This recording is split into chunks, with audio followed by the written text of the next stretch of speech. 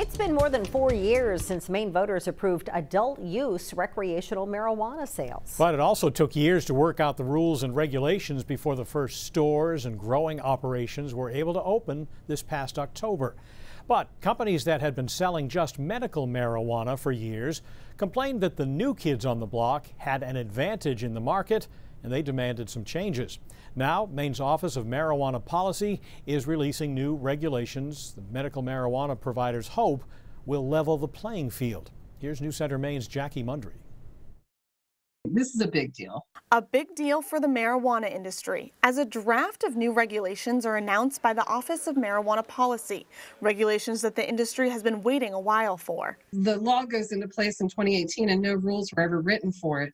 The law for medical marijuana was passed before there even was an Office of Marijuana Policy.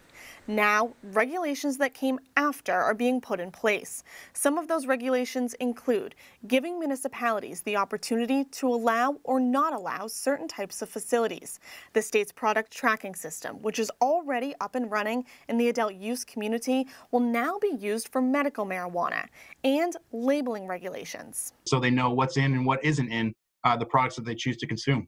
Many of these regulations are for the medical side of the business. Folks in the adult use industry say this might help to even the playing field. It's going to align the two programs, which are drastically different currently. When these rules came out, you start seeing it look a little bit more like what we're seeing on the adult use side. Jill Polster is a marijuana compliance attorney. She represents people on the medical side of the business. She says this is exciting news. Even though it's nowhere in its final form, finally we're getting a sneak peek or preview of at least what position the Office of Marijuana Policy is taking.